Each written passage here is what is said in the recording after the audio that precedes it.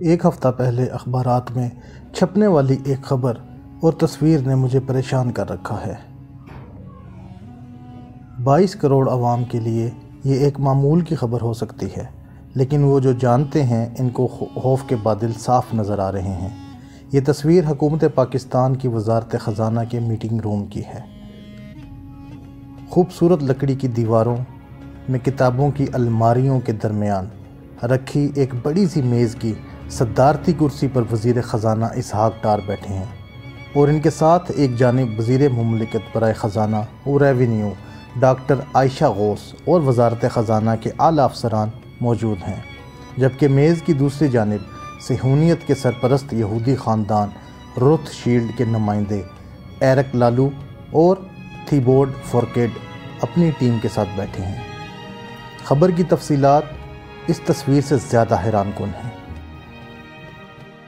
Ruth shield company نے meeting میں سب سے پہلے وزیر خزانہ کو اپنی کمپنی کی تاریخ اور دنیا کے دیگر ممالک میں اس خاندان کی معاشی خدمات کے بارے میں تفصیلی بریفنگ دی۔ اس کے بعد روتھ شیلڈ خاندان نے پاکستان کی موجودہ حکومت کی ان کی معاشی پالیسیوں کو سراہا، جو اس پاکستان کی معاشی بہتری اور استحکام کے لیے ہیں، اور کہا کہ وہ ان پالیسیوں کے نتیجے میں آنے والی معاشی ترقی پر اعتماد رکھتے ہیں۔ مذاکرات کے دوران پاکستان کی معاشی مشکلات کا بھی جائزہ لیا گیا اور ایک طویل مدتی منصوبے پر گفتگو ہوئی، جس کے تحت پاکستان کو معاشی بدحالی سے نکال کر اسے طویل مدتی ترقیاتی منصوبوں پر گامزن کیا جا سکے۔ روتھ شیلڈ گروپ نے کہا کہ ہمیں پاکستان کی معیشت کے مثبت پہلوؤں کو دنیا کے سامنے اجاگر کرنا چاہیے۔ روتھ شیلڈ خاندان کون ہے اور اس خاندان کی تاریخ کیا ہے؟ اس سے پاکستان کے 22 کروڑ عوام مکمل اندھیرے میں ہیں۔ بہت کم ایسے پاکستانی اہل علم اور دانشور ہوں گے جو اس یہودی خاندان سے مکمل واقفیت رکھتے ہوں اور عالمی سیاست میں یہودی غلبے اور دنیا کی معیشت کو یہودی کنٹرول میں لانے کے لیے اس خاندان کی شاطرانہ چالوں سے آگاہ ہوں۔ جس ڈکلیریشن نے گزشتہ ایک صدی میں انسانی تاریخ پر خوفناک اثرات مرتب کیے ہیں اور جس کی وجہ سے مسلمان امت گزشتہ 75 سال سے آگ اور خون میں نہا رہی ہے، وہ بلفور ڈکلیریشن ہے۔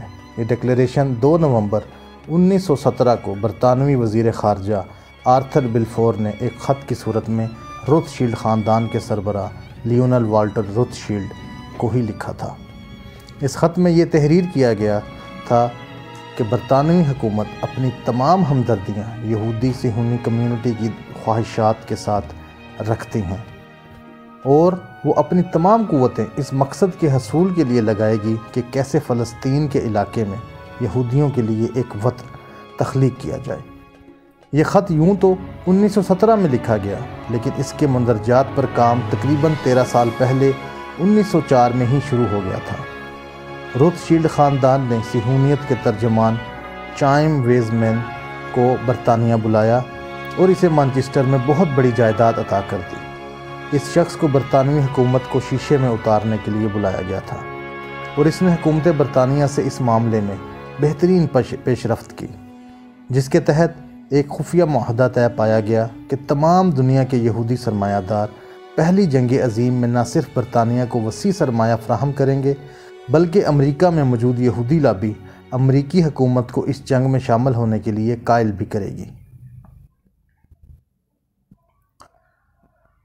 برطانیہ کا وزیر اعظم ڈیوڈ لائڈ جارج اور وزیر خارجہ بلفور دونوں عیسائی صہیونیت کے قائل تھے۔ عیسائی صہیونیت اس بات پر یقین رکھتی ہے کہ ایک دن حضرت عیسیٰ نے دوبارہ اس دنیا میں آنا ہے اور یروشلم کو آباد کرنا ہے۔ ان کے نزدیک یہ اسی وقت ممکن ہوگا جب انجیل کے مطابق تمام بکھرے ہوئے یہودیوں کو ارض موعود میں واپس آباد کر دیا جائے گا۔ اس لیے وہ اس صہیونی ایجنڈے کو اپنے مذہبی تصور کی تکمیل کے لیے بہتر خیال کرتے تھے۔ روتھ شیلڈ کو لکھا جانے والا بلفور کا خط ایک مبہم اور غیر معین قسم کی تحریر کی صورت میں جان بوجھ کر لکھا گیا تھا تاکہ دنیا اسے یہودی ایجنڈے کی تکمیل نہ خیال کرے۔ اس مقصد کے لیے لفظ قوم کا مسکن کے الفاظ استعمال کیے گئے جو دنیا کی نظروں سے اس صہیونی خواب کو چھپاتے جس کے تحت اسرائیل میں ایک صہیونی حکومت کا قیام ہے، بلکہ یہ الفاظ یہودیوں کو وہاں آباد کر کے عربوں اور یہودیوں کی ایک مشترکہ ریاست کے قیام کا تصور دیتے ہیں۔ اس خط میں فلسطین میں مقیم عربوں کے قومی حقوق کا بالکل ذکر نہیں کیا گیا، بلکہ اس کی جگہ شہری و مذہبی حقوق کا تذکرہ ہے، یعنی ایک دن مسلمان اقلیت میں ہوں گے تو ان کے شہری اور مذہبی حقوق انہیں ملنے چاہئیں۔ اس خط کی تحریر میں یہودیوں کی چالاکی اور عیاری عیاں نظر آتی ہے۔ اگر وہ ایسی مبہم زبان استعمال نہ کرتے تو برطانوی معاشرے بلکہ 2000 سے عیسائی دنیا میں یہودیوں کے خلاف جو نفرت موجود تھی وہ برطانیہ کو ہر حالت میں ایسے معاہدہ کرنے سے روک دیتی جس میں کھلم کھلا صہیونیت کے خوابوں کو تعبیر دینے والی بات کی گئی ہوتی۔ بلفور ڈیکلیریشن کی تحریر ہونے سے پہلے کے 10 سال اسرائیل کے قیام اور عالمی سازشوں کے لیے بہت اہم ہیں۔ 1904 میں دنیا بھر کے صہیونی نمائندوں نے برطانیہ کے ساتھ مذاکرات کا آغاز کیا اور ساتھ ہی یروشلم کے آس پاس کے علاقوں میں جا کر آباد ہونے کی خفیہ کوششیں شروع کر دیں۔ برطانیہ اس وقت دنیا کی سب سے بڑی عالمی قوت تھی، جس کی سلطنت میں سورج غروب ہی نہیں ہوتا تھا، بلکہ اس کے مقابل قوتوں میں آسٹرو ہنگرین سلطنت تھی اور مسلمانوں کی خلافت عثمانیہ تھی، جو اپنی آخری ہچکیاں لے رہی تھی۔ روتھ شیلڈ کے شاطرانہ ذہن نے ایک خفیہ ترکیب سوچی اور اس نے اس پر عمل درآمد شروع کر دیا۔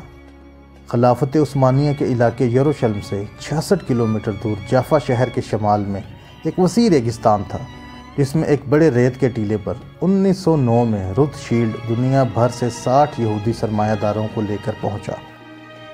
اس ٹیلے کو عبرانی زبان میں تل ابیب کہتے ہیں، یعنی ایسا ریتلی ٹیلہ جس کے نیچے پانی موجود ہو۔ اس کے ایک ہاتھ میں 60 سفید رنگ کے گھونگے تھے اور دوسرے ہاتھ میں 60 سیاہی مائل سفید گھونگے تھے۔ سفید گھونگوں پر ان لوگوں کے نام لکھے ہوئے تھے اور گرے گھونگوں پر پلاٹوں کے نمبر۔ روتھ شیلڈ نے قراندازی کی اور ہر ایک کو مکان تعمیر کرنے کے لیے پلاٹ الاٹ کر دیے۔ ان 60 گھروں کے علاوہ ایک بہت بڑا پلاٹ یہودی عبادت گاہ کے لیے، دوسرا ایسا ہی بڑا پلاٹ میونسپل کمیٹی کے دفتر کے لیے اور تیسرا بڑا پلاٹ قدیم عبرانی زبان سکھانے والے ادارے کے لیے رکھا گیا۔ شہر کو آباد کرنے کے لیے 1 سال کا وقت دیا گیا اور ٹھیک 1 سال کے اندر روتھ شیلڈ نے اپنے ساتھی یہودیوں کے ساتھ مل کر امت مسلمہ کی سرزمین پر اسرائیلی ناسور